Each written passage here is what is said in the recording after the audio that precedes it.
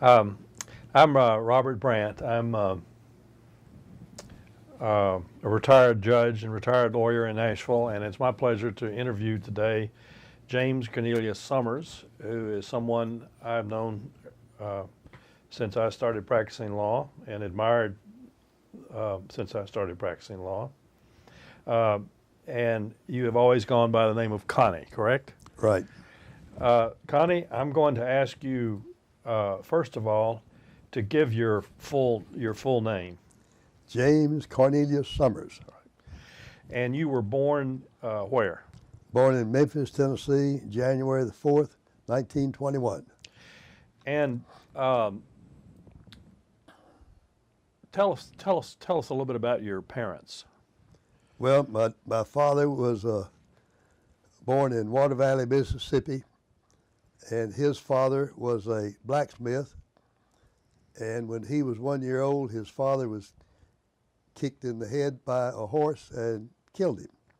He was raised by his mother, who was a school teacher, and her sister, who was an old maid school teacher also. And the two women raised him.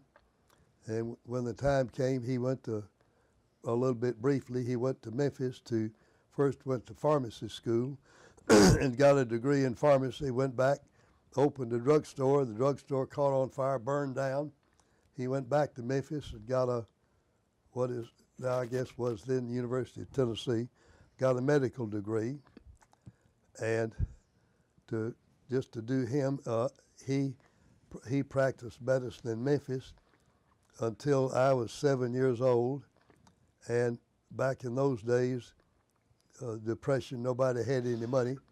He went to work for the Veterans Administration, and he was the chief surgeon at a VA hospital in a small community called Fort Bayard, New Mexico.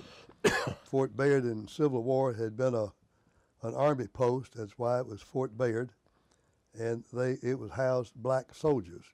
Anyway, he was the chief surgeon at the VA hospital, and he had a heart attack after we'd been there, 6, 7 years, and he retired. We moved back to Memphis. My mother was from Sheffield, Alabama, and she went to nursing school at St. Thomas Hospital, which in those days was a teaching as well as a school, and she got an RN degree in 1910 from there. They met in Alabama, and they in Memphis, and I was born in Memphis, as I told you. So, where were we? Well, that's I'm rambling. that's all right. That's what I want you to do. So your mother was a nurse and your father was a physician, Right. and at some point, and you had siblings, 4 siblings, I believe. I had two. I had a brother who was 2.5 years older than I. His name was Charles. And when he was 5, I was 2.5. He had a brain tumor, and back in those days, they didn't operate on brain tumors, and he died. I had a sister named Margaret. She was 5 years younger than I. And those are my siblings. And at some point, your family left New Mexico, moved back to Memphis, and at some point wound up in Nashville. Is that correct? My dad had gone to medical school with the doctor who was head of all the state mental hospitals. And he told my dad, he said, I know you're not in condition to do a whole lot of work, but if you'll come to Nashville, I'll put you at the Central State Criminal Hospital, and you'll be like a resident physician. And if anything's serious, you can refer patients to private physicians or hospitals in town. So we moved to Nashville. And did you attend high school in Nashville? I went to Father Ryan High School and graduated in 1939. Now, when you were in high school during the 30s, did you have part-time work as a student when you were a boy? I did. as I said, my dad died when I was 16. I was a sophomore in high school. And my mother had been a nurse, and she did part-time nursing, and I went to work carrying papers. I had a morning route. I had about 100 customers. I did a morning route, an afternoon route, a Sunday route, and collected at night. So I took full course at high school. I think I wanted to be able to go to any school, so I took lots of good courses. I took all the academic courses in high school. So you finished Father I, and you said, I believe, in 1939. Right. And then went to work for the telephone company. All right. I had a man on my paper route who was some official position, and he got me a job with the telephone company. And I went to work in what they call the district, not in Nashville. I worked in all the little small towns surrounding Nashville in Middle Tennessee. And what type of work did you do? I was what they call a cable splicer's helper. And back then we had lead cables with all the wires running through, and they did all that kind of work, and I helped the cable splicer. All right. On December 7, 1941, the United States was attacked by Japan, and so the United States then became involved in World War II. Did that change your life? It did. I joined the Navy on April the 1st of 1942. What was that, 4 months later? And I remember my boss said, "You're in a critical industry. You're probably having a mother for a dependent. You probably never have to go into the military." But I felt that I needed to, so I joined. I remember I went down to join what they call the CBs, Construction Battalion, because of my telephone work. And I remember talking to the young man there while I was out in the ante room. He said, "They're full up, they won't take you in there." He said, he was from Clarksville. He said, and we got to talking, he said, "I'm recruiting for naval aviators," and he said, I think you might be eligible to become a naval aviator." I said, "No, you have to have 2 years of college." He said, "No, they just lowered the requirements. If you'll join and you can pass all the tests and get in, they'll send you to school for a year before you start doing flight school. So while you're here, why don't you take the test?" I said, "No, I'm going in." Anyway, I went in CBs. They didn't want me. They were full up. So I came out. He said, "What'd they tell you?" He said, "You were right. They don't want me." He said, "All right, why don't you take the test to see if you can pass and see if you can pass the physical." I passed both of them. I was sworn in as a Naval Aviation Cadet on April the 1st, 1942. Then where did you go? I then went to University of South Carolina for a term. I went to University of Tennessee at Martin for a term. I went to University of Georgia for a term. And then I went into flight training at St. Louis and continued in the Navy. You continued going to school because in the Navy you weren't just a pilot. You learned to be navigators, bombardiers, the whole 9 yards.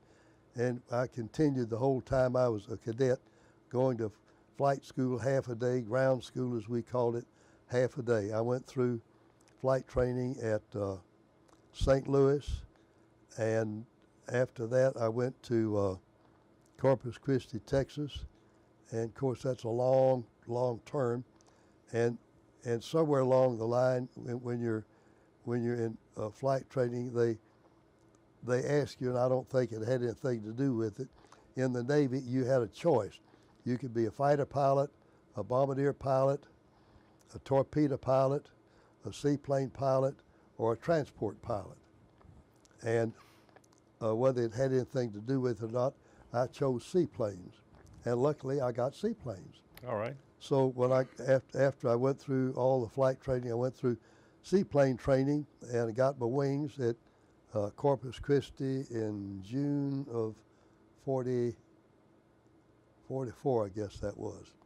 So and you'd been in the service by the time you got your wings, you'd been in the service a little over 2 years. Right, And right. had you'd gone to college as a student Right. on the Navy's For 1 dime, year. and then all your flight training. And then where did you go?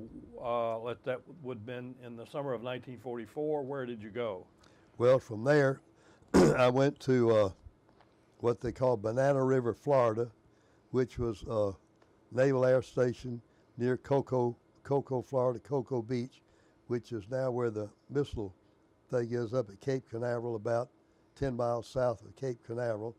And I flew PBY seaplanes in training, and then from there I went to what they call PBM, Patrol Bomber, made by Martin Aircraft. It's a big airplane, 118-foot wingspan, 100-foot, 98-foot length, and it has 2 decks. And I went to there from August until December, and in December they gave us a crew when we left there, and we flew as a crew at Banana River, 2 pilots and 6 enlisted men.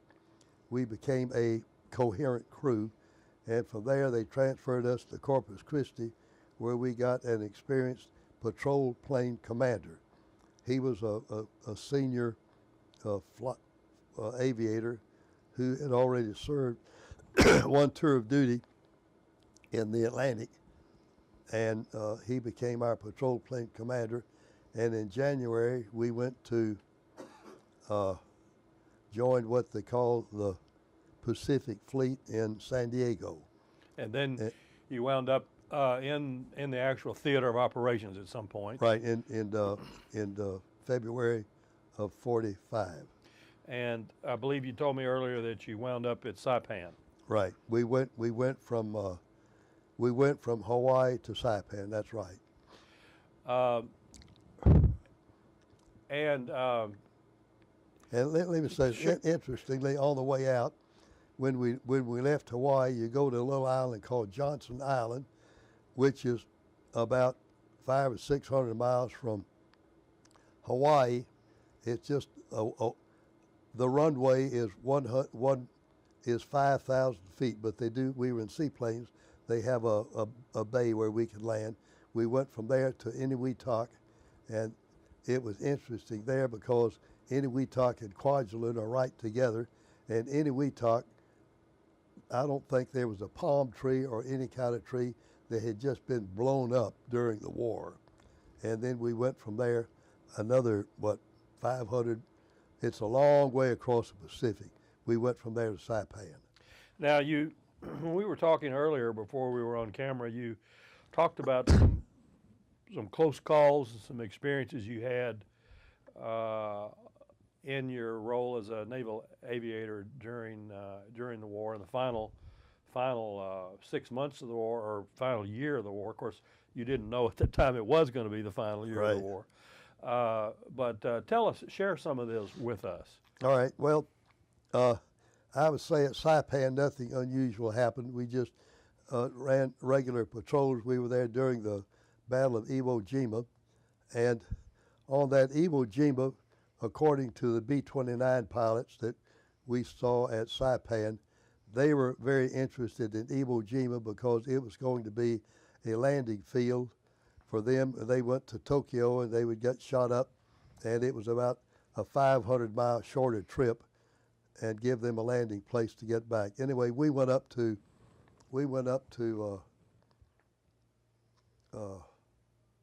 Okinawa.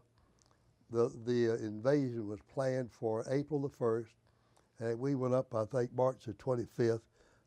We had a seaplane tender, and we lived aboard the seaplane tender. That's where our clothes and everything were, but we lived aboard the airplane about as much as we did the ship. We went up there on the 27th, and I remember on our first flight, we went up near Tokyo because the American fleet was bombarding Okinawa on the eastern side, which was the what I call the Atlantic side, not the Chinese Sea.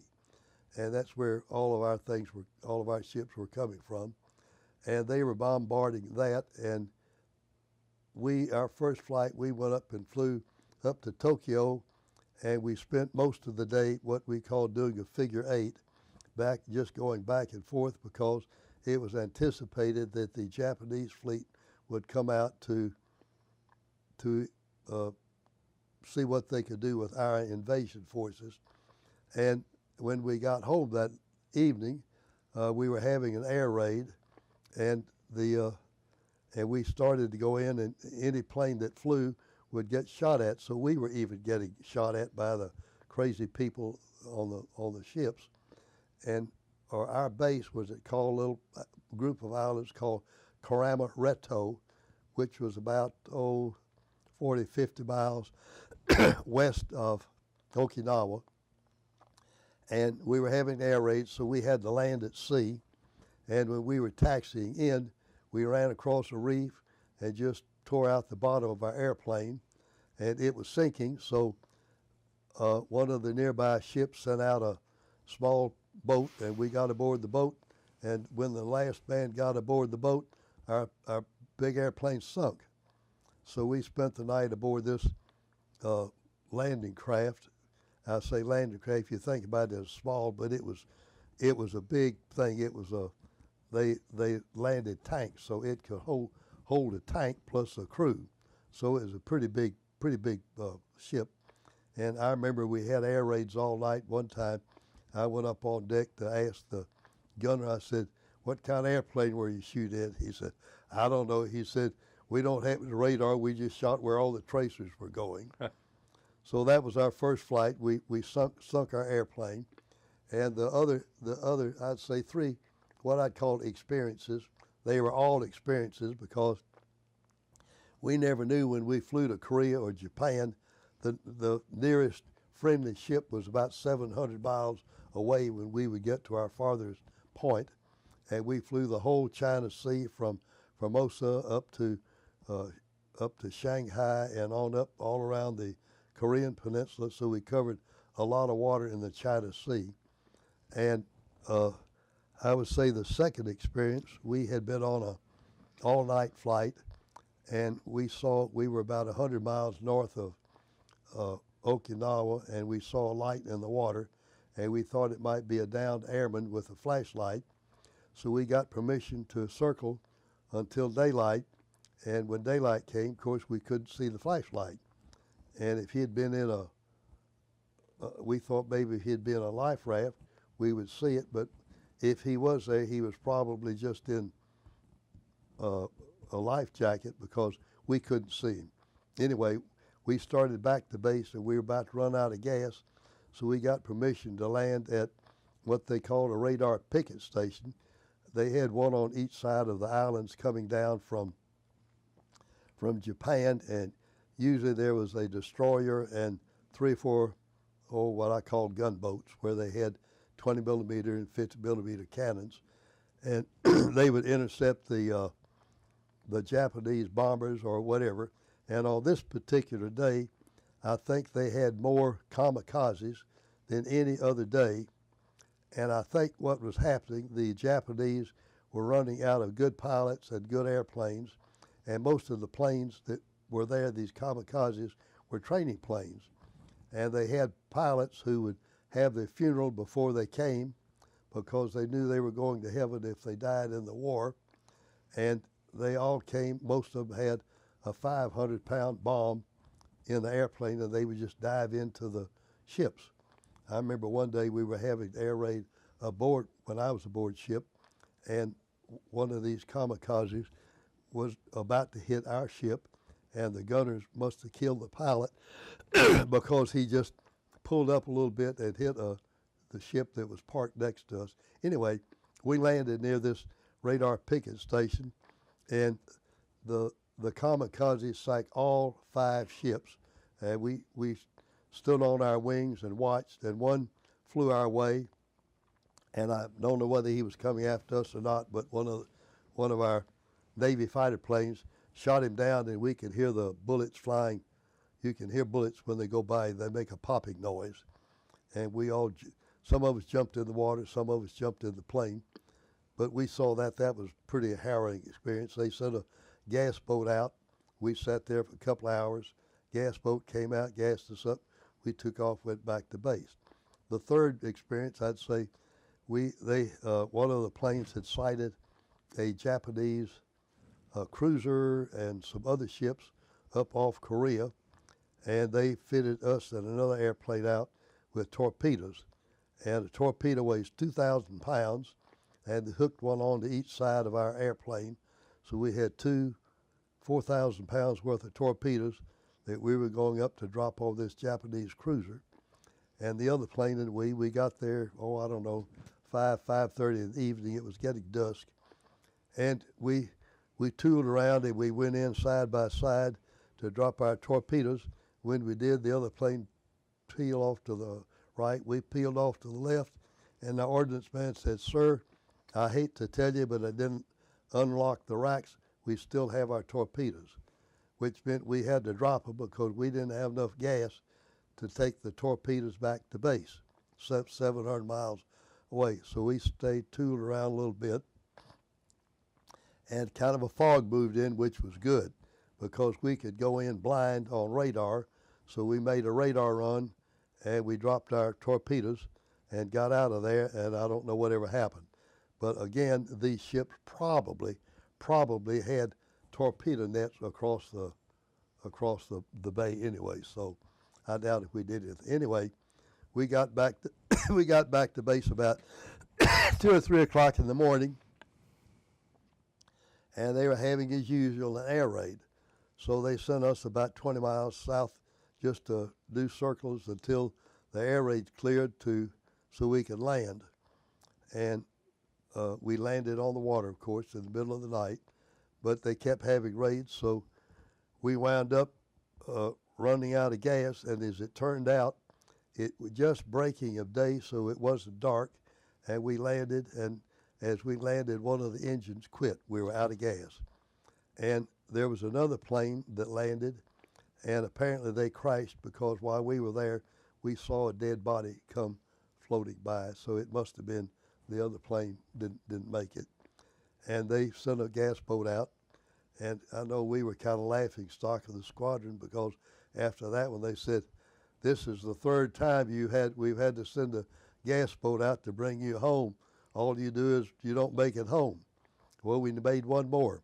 There was another time, several weeks later, we had a plane that had been on a flight south of Okinawa, and they had lost an engine. The engine quit. And in trying to land at night, they had drug a float. Each wing had a float on it, which when you would land, it would keep the wing from tilting into the water. And they broke off a float, which meant the wing went into the water, and the plane sunk. And, of course, they all got out. There were 9 men. They had 3 life rafts, and they were able, because of the length of time they had, they got out what we called a Gibson girl, which is a little hand crank generator. You crank it and you fly a kite, and it sends out an SOS signal. And if you go down every hour and a half hour, you crank your little generator for about 5 or 10 minutes and send out an SOS. Well, our crew, we were on a southern flight from Okinawa that day, and we were about, a couple hours out, and we got a faint signal, and I was navigating that day, and I remember I was able to get a line of sight on them, so I drew up on the map, and another half hour, got another signal, and the third signal, got a real good signal, and we headed for them and found them. They were in three life rafts, and we got permission to land in the middle of the ocean, which we were not usually allowed to do, but they said if we thought it was safe enough, we'd already made 3 open sea landings. If we thought we could do it, they gave us permission, so we landed and picked up 9 people. And to me, that was my hero act of the war. We saved 9 people and got them back home. Now, of course, America never had to invade Japan. Right. The Japanese surrendered after the second atomic bomb. The war ended, and when did you get off active duty? All right. Well, let me go back. We were on Saipan when they dropped the atomic bomb, and we were on our way to Eniwetok to get our airplanes equipped with de-icing equipment and all that, because the invasion of Japan was planned for, what was it, I think November the 1st. And so we were, and I remember I had some good friends in the Marine Corps. They were on Guam. Everybody was out there getting ready to invade Japan. And we were on Saipan, and when they dropped both atomic bombs. So our crew had so much time that we waited inside. They took us off Saipan and sent another crew out, and that would have been in, September. And that was the end of my active duty, because we came back to Hawaii, and we were there about a month waiting for transportation, came back to the States, and I went to New Orleans, where I stayed until they let me out. And I got out, I'd say, the end of December. 1945. 45, and I went to school at Vanderbilt then. Now, you had already had some college in the Navy, Right. in preparation for your being an aviator, and so you then came back to. You got discharged from active duty, came back to Nashville, and then you say you went to Vanderbilt University. Right. Yep. On that, let me a little bit. If I had gone to a state school like UT, I would have gotten 45 hours of credit, which would have been a whole year. Vanderbilt gave me 8.5 hours. For my Navy, for the school I did at South Carolina, Georgia, and UT Martin. They said there were too many courses that had related to the Navy. And so you come back, you have 8 hours, you're enrolling at Vanderbilt as an undergraduate. Were there very many veterans there in your undergraduate class? The first few months, no, because I was one of those who got earlier and got into college. I would say after about 6 months, the GI started coming in. I went a year and a half, year and 3/4 to undergraduate school, and then I went into law school. Law school, I would say 90% were GIs. 90% of the law schools right. Students were veterans. We had 105 freshmen in the biggest class they ever had. 105, and I think we graduated 65.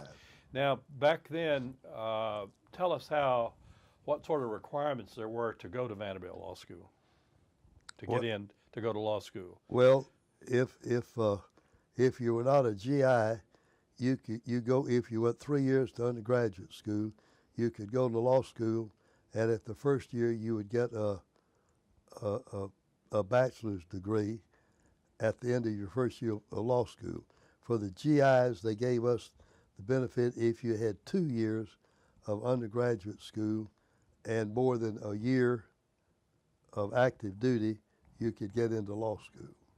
Okay, so you then what you're saying is that you went to law school, as you could do back in those days, without getting a bachelor's degree. That's correct, right. And you did not get a bachelor's degree, right, even in law school, like non-veterans did. Right, right. Okay. Well, or even a veteran. Again, if you went 3 years to undergraduate school, after your first semester of law school, you would get a BA degree from Vanderbilt. Okay.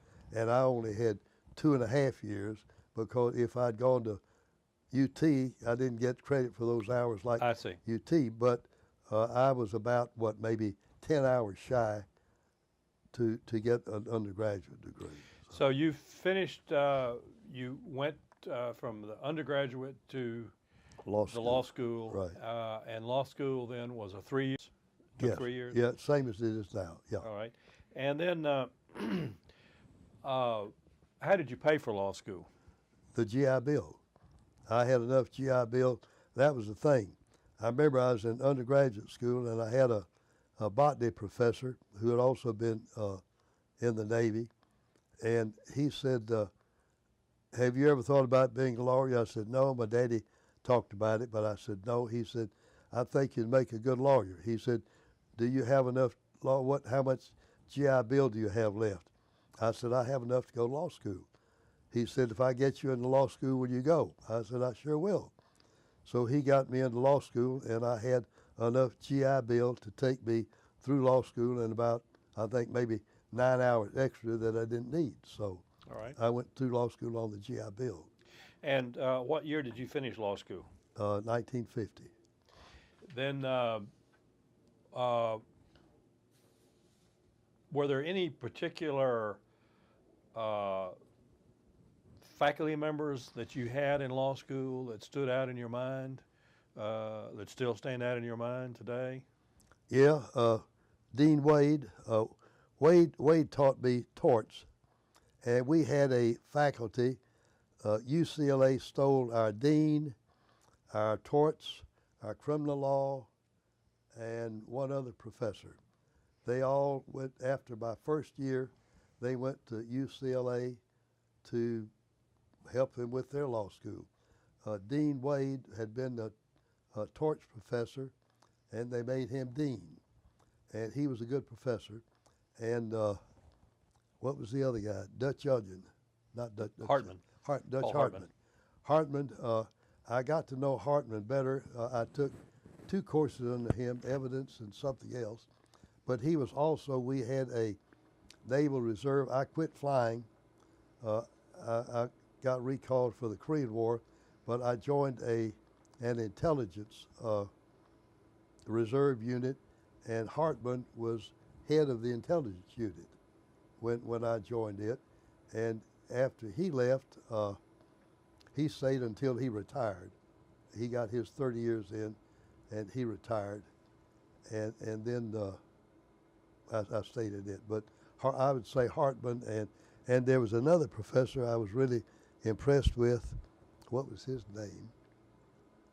He was an older man, and he had come from, I believe, New York University. Wasn't Morgan, was it? No, he taught evidence. He was great. This little man, what did he taught sales. He may not have been there when you were there because he was retired when he came here. Yeah. But he was great. So you finished law school in 50, and then before we go into your career, just talk about getting called back into the service, how that happened. You stayed in the active reserves. I did.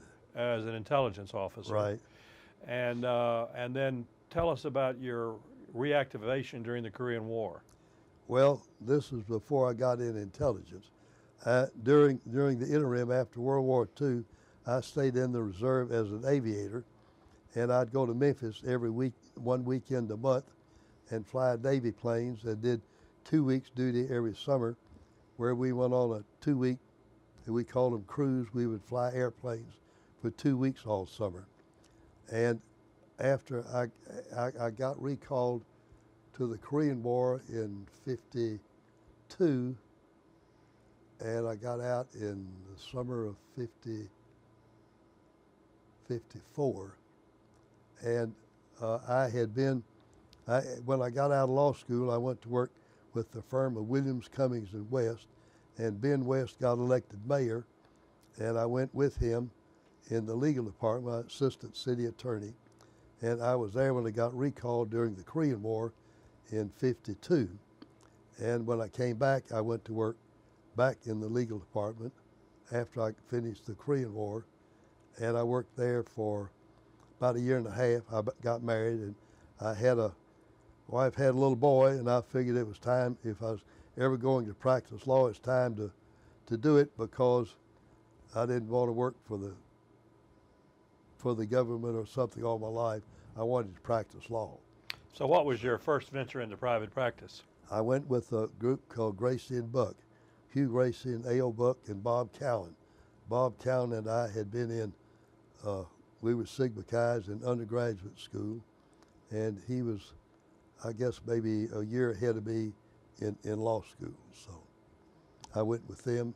I stayed with them for about, I'd say, a year and a half, and they joined Jack Madden and his daddy and joined the firm. I guess it was Gracey, Buck and Madden or something like that. And I went in and just rented space and shared office with A.B. Neal and Lewis Farrell. And I stayed with them for, several years. And after that, I went back with what was left of the firm of Williams Cummings West was Hugh Hauser and Rebecca Thomas. And they had a younger man, Tom Binkley. And I went back with them and stayed with them for, I don't know, many years. And we were in the Stallman building, and a group of lawyers joined forces and built the Court Square building. And we moved to the Court Square building in '65, I think it was. And I stayed there until I quit practicing law. Now, I think I came on the scene when that was your practice. Right. And so I think of you as being in the firm with Tom Binkley, Hugh Hauser, Right. Rebecca Thomas. Right. Is that the way you sort of see the bulk of your career too? Yep. As a matter of fact, if you recall, we had you out to my house for dinner and invited you to join our firm. That's true. I'd forgotten that. Yep. And you went with George Barrett. Oh, Hollins first, but Hollins, yeah, that's right, Hollins. Yeah.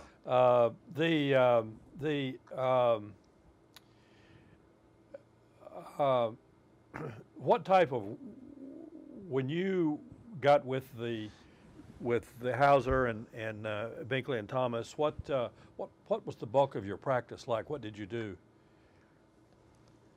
I did a little of everything. I say probably domestic work was predominant. I did wills and estates.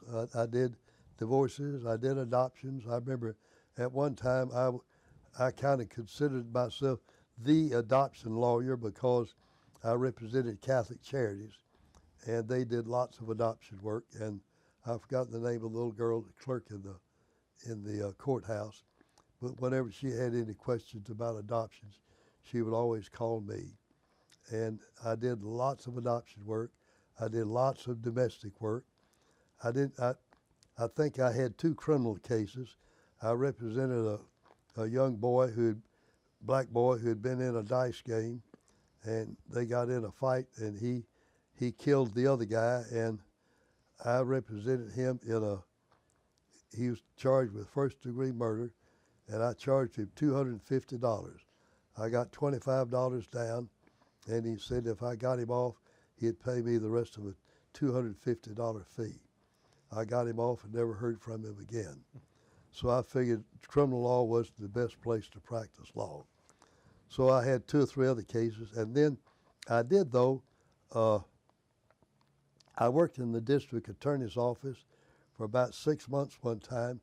Doug Fisher was in the office with Frank Clement, and Frank Clement was governor, and Doug went up, he was assistant district attorney, and he went up to be, I don't know what, with Frank Clement, do his legal work and run errands and write speeches.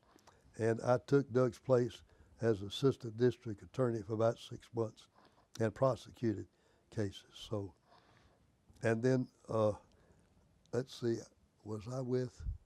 I think I was just on my own at the time because I was with Lewis Farrell and A.B. Neal, and then I went back with Hauser and Becky Thomas after that. Who are some of the people, looking back on it, who influenced you in your career after you became a lawyer, who had a positive impact on you? I'd say Ben West, because I really practiced with Ben West for about a year before he became mayor. And you might say I was his satchel man because I did things with him, for him, and whatever he might have. And I remember one interesting thing. There was a black church called the House of God, which is the Church of the Living God, the pillar and ground of the truth Without Controversy Incorporated. And interesting, this there were about 4 of them. I remember the chief overseer, a lady, and her son, and 2 other men came. They came to see Ben West. And Ben, as I said, I was his satchel man. He sent them down to talk to me.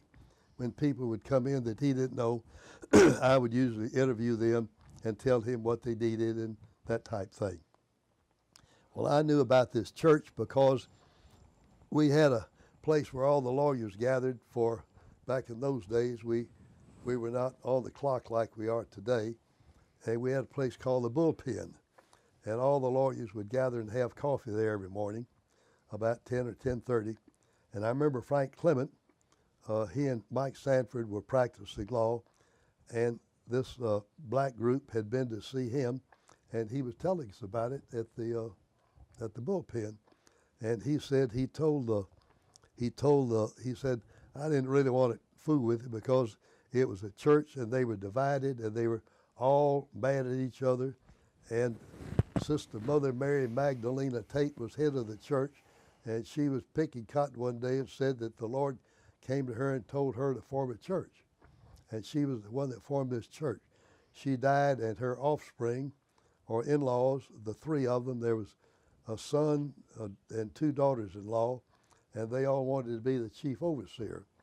So they were having law over it, and one went to Frank Clement, and he was telling us about it, and he said I was going to run them away, so I told him I'd have to have a $5,000 deposit. He said the guy reached in his pocket, pulled out a billfold, and gave me 5 $1,000 bills. So anyway, I was interviewing these people from Ben West, and after I did, I went in and told Ben West about this story. He send them in, I'll talk to them.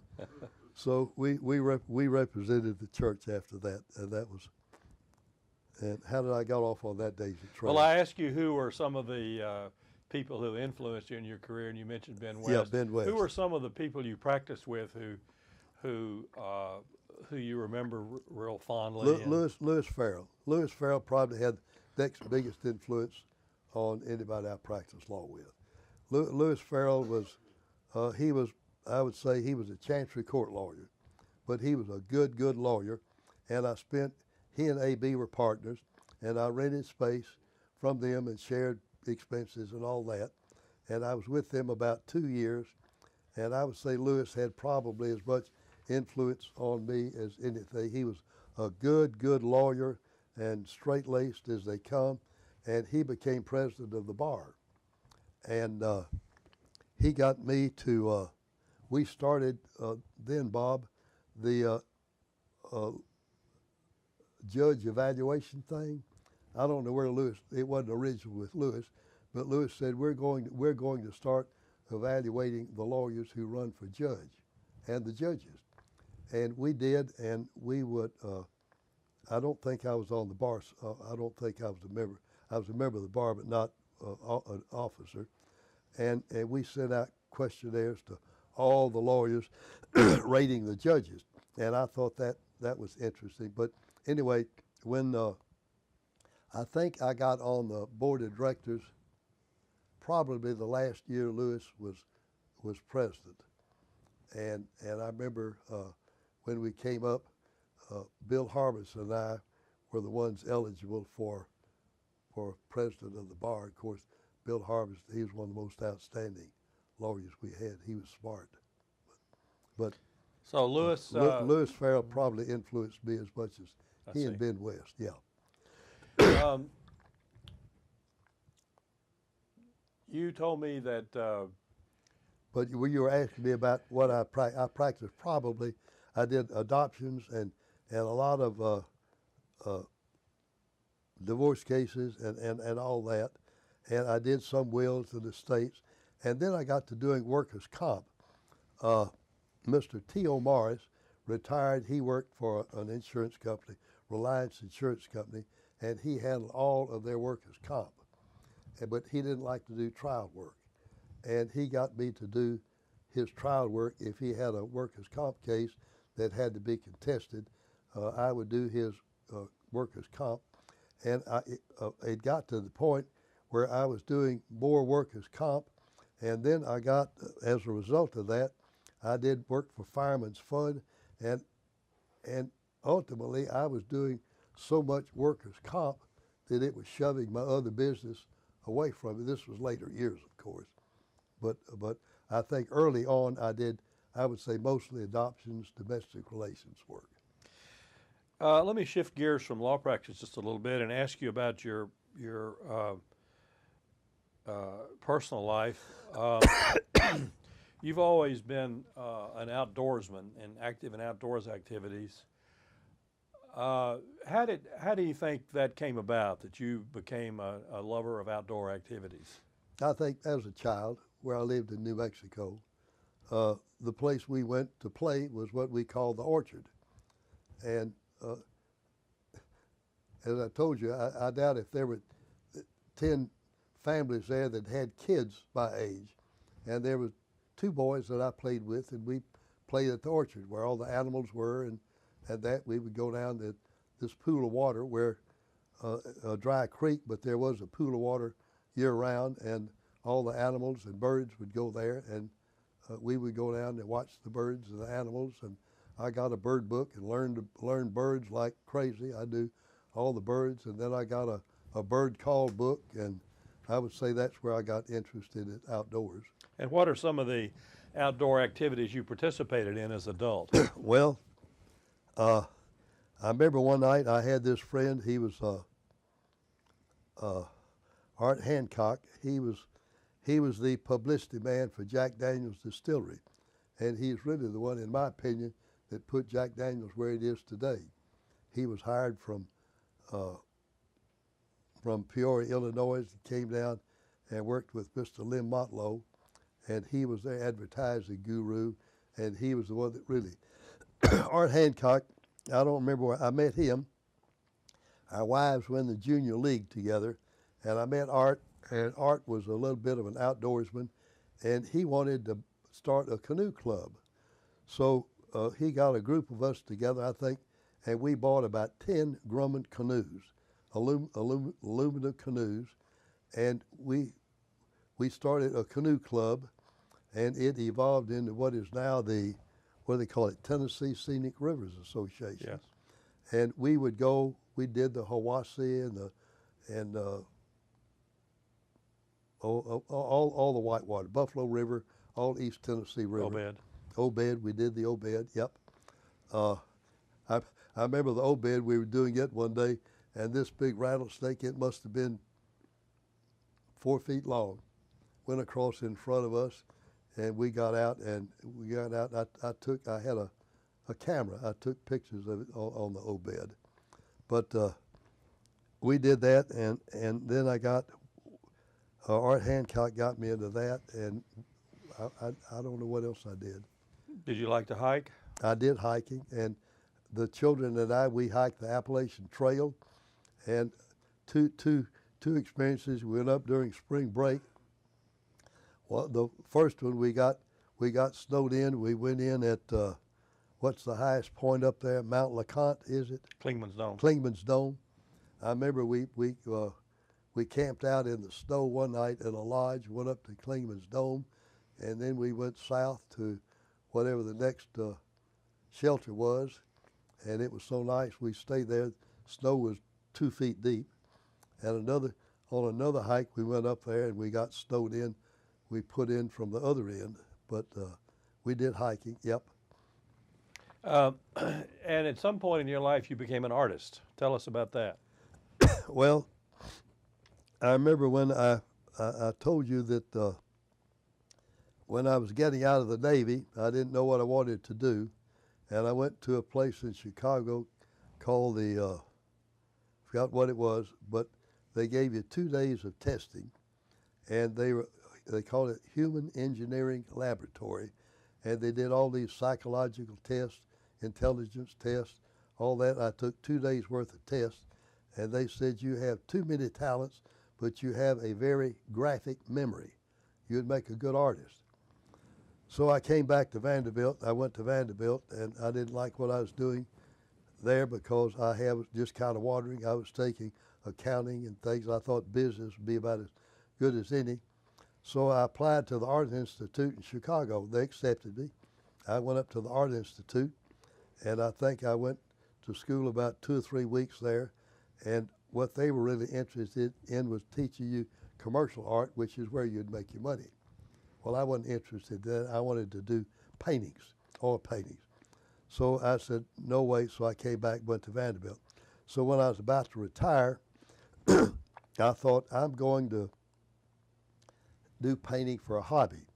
Well, Hillsborough High School had a course for senior citizens one summer, an art course, and I went to Hillsborough High School, and I met this lady, an older woman, and she was a real good artist, Mildred Williams. She was a great artist, and I kind of got under her wing, and we went from there. They did the art course at another school, and then they eliminated it from the public schools. She said, I'll do it, so we went out to the Methodist Church in Brentwood, and she was our art teacher. And that would have been about let's see, I was 65. That would have been about 1986.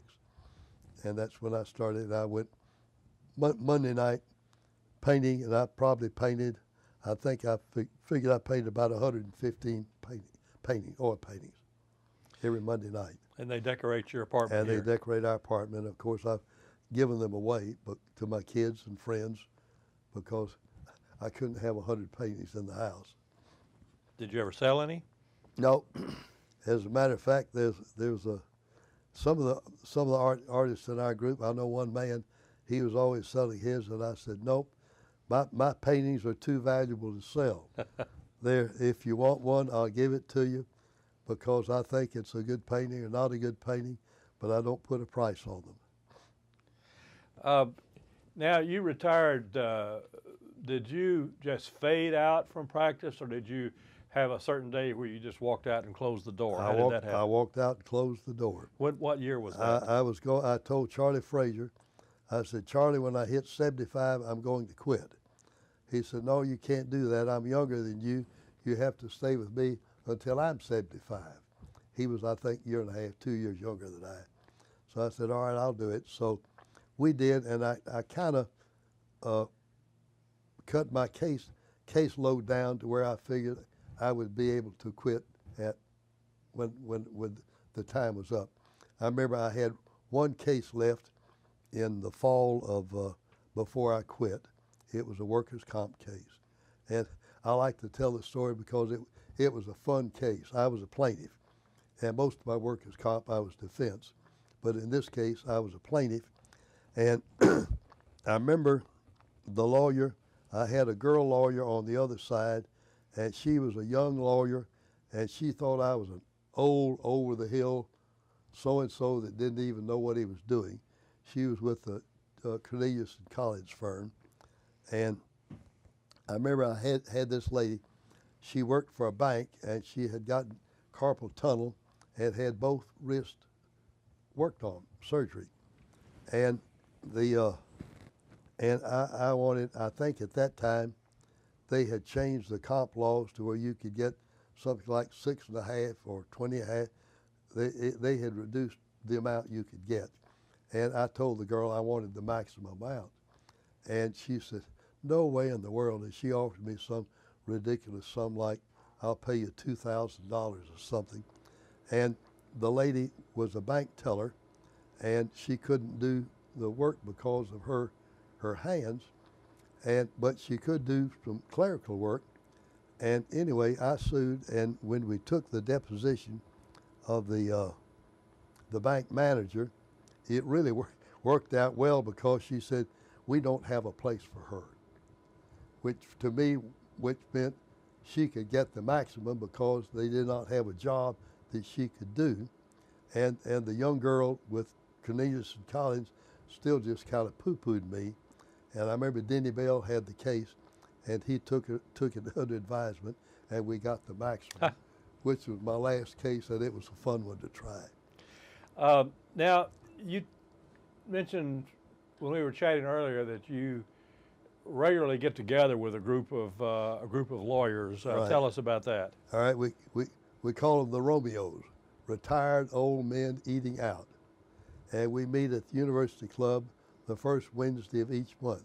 You ought to come, so I'll invite you to come sometime. Thank you. But we have a group of old lawyers, and Doug Fisher is the one he's what I call the leader of the troop. He's the one that calls everybody. He's the one that makes reservations and all that.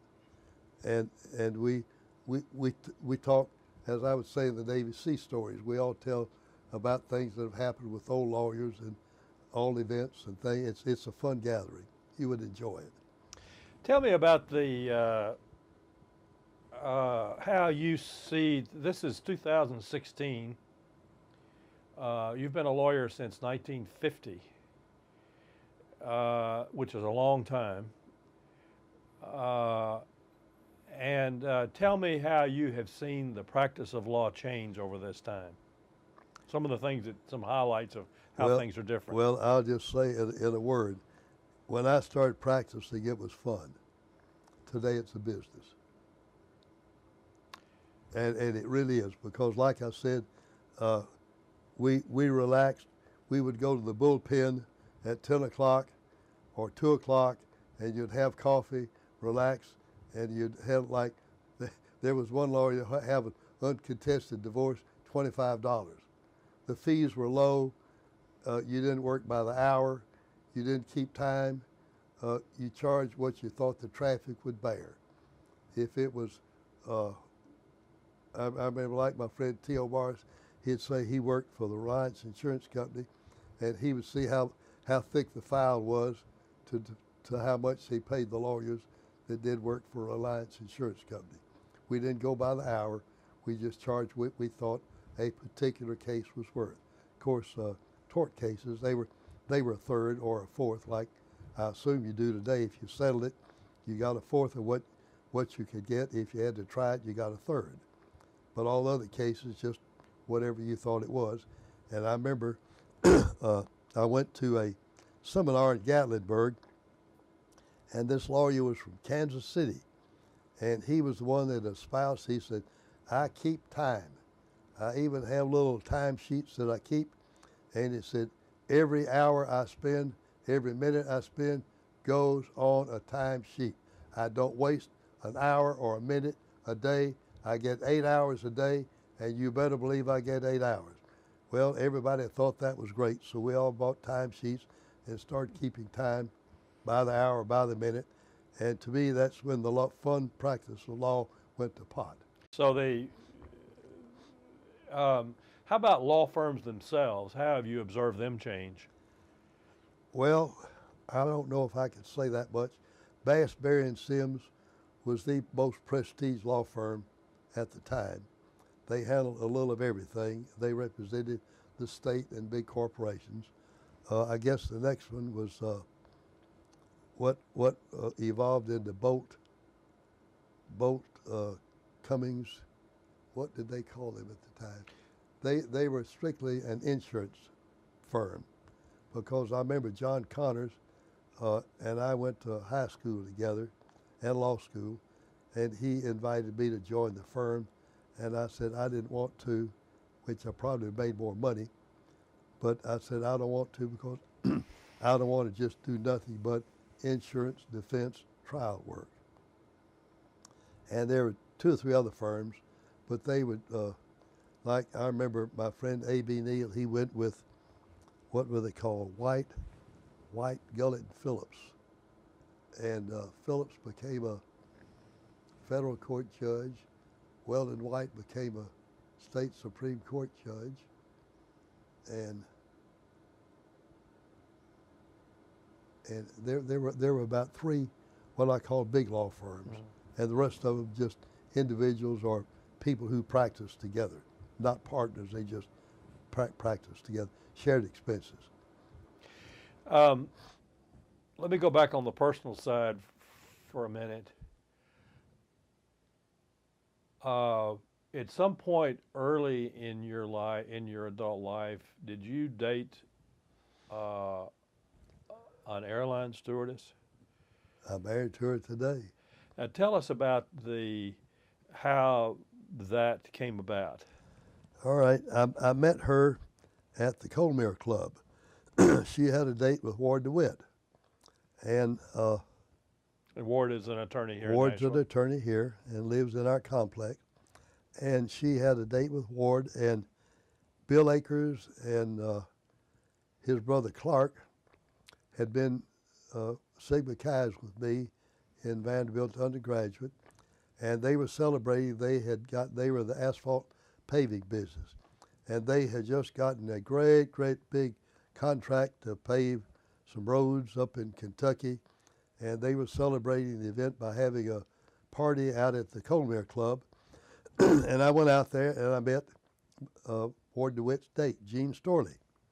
And I remember asking her, I said, "Man, are you and Ward, are you a permanent thing, or could I call you and have a date?" She said, "No, we just date." And so I got her phone number and I called her, and we dated that was in 1951. And that was, I'd say, probably the summer of '51. And I remember we went to the Mardi Gras. Her roommate lived in New Orleans, and we went to the Mardi Gras, and I dated her until I got recalled in '52. I got recalled into the Navy, and she went back to Chicago, where she had taken her flight training, and I went up there once to see her, and I apparently had a wrong phone number or address, because I wrote to her a couple of times and I couldn't get her. So I remember the last letter I wrote, I said, "Apparently you're not interested, because I've written you several letters and they haven't come back and you haven't responded, so I won't bother you anymore." So that was in 1952. In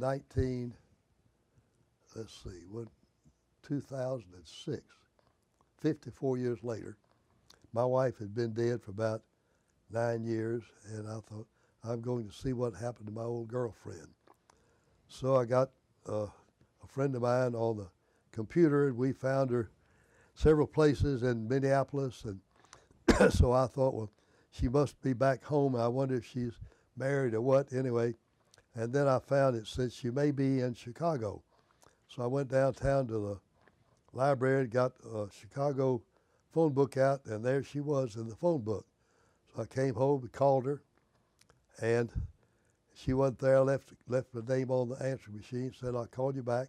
I called her back. We talked on the telephone for about 3-4 months, and I went to Chicago, and I asked her to marry me. So we went to California to meet her kids. She came to Nashville to meet my kids. So 54 years later, we got back together, got remarried, and we've now been married for about, 10 and a half, almost 11 years. That sounds wonderful. Well, that about wraps it up, unless there's something else you'd like to share. No? Well, let's see what I might want to share.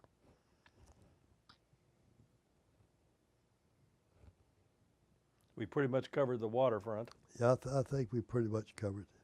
Well, Connie, thank you very much for taking the time to do this. I will say that I enjoyed some things with the Bar Association. I was on the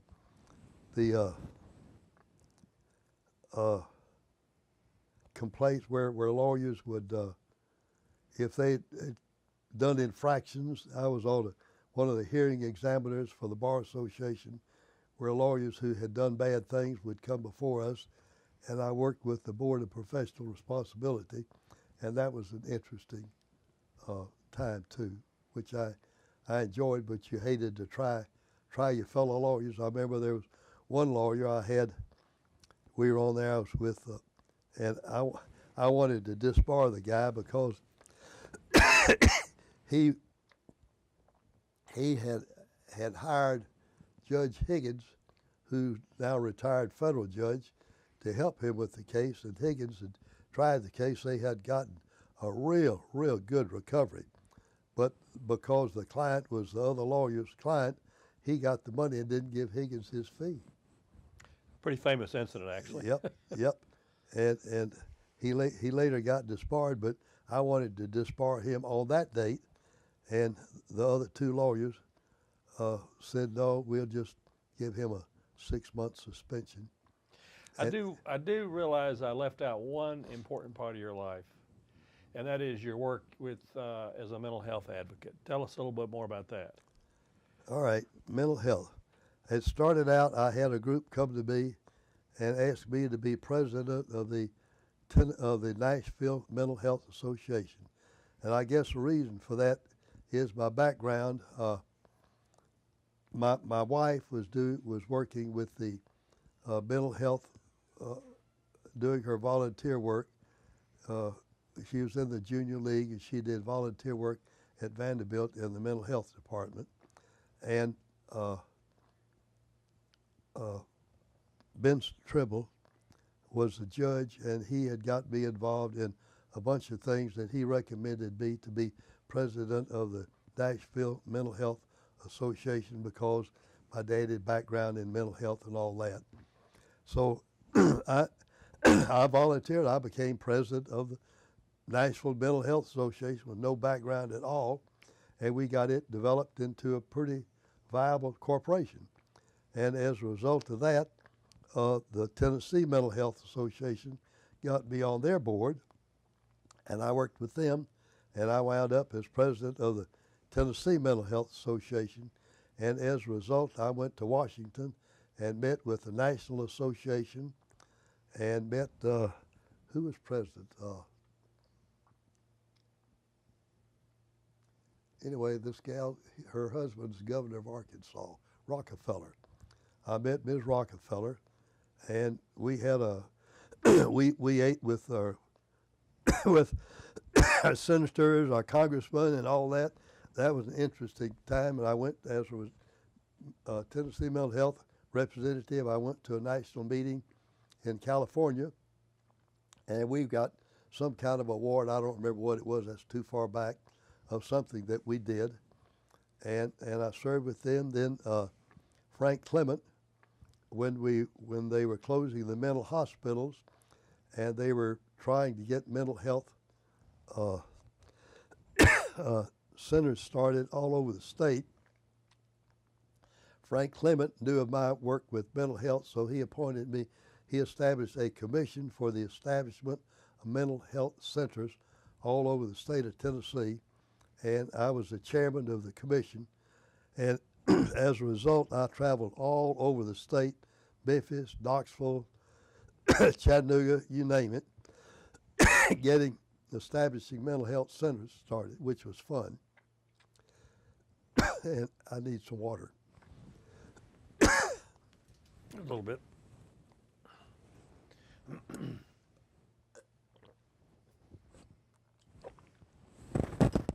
And that, of course, was a non-paying job, but it was a fun job because I met prominent people all over. I remember one guy that I really learned to enjoy. He had been the editor of the Nashville Tennessean. I forgot what his name was, but he got fired, and he went to Cookville and started a newspaper up there. And I got him to work with me to help establish a mental health center in Cookville. And that was fun. I really met some nice people. Now, I believe and then go back, and then I wound up on the board of the Nashville Mental Health Center, and it was a real infant at the time. It met at the junior league home, and they had one office and a room where they would talk to people who had problems. And I got on the board, and it got big, big, big, big. And of course, today, it was the D.D. Wallace Center, and D.D. Wallace came from a very prominent family. They had money, and they gave us money, which really, really helped. And I was president of it on 3 different occasions, and I probably worked with that. I probably put in about 10 or 12 years of volunteer work with the D.D. Wallace Center. And I believe your daughter Leanne continues that on. My daughter Leanne, she was president of the center today, which, as I said, it extends into Alabama, Kentucky, and I don't know where else. It is a big, big organization today. Well, Connie, thank you very much. Yep. My pleasure. My pleasure.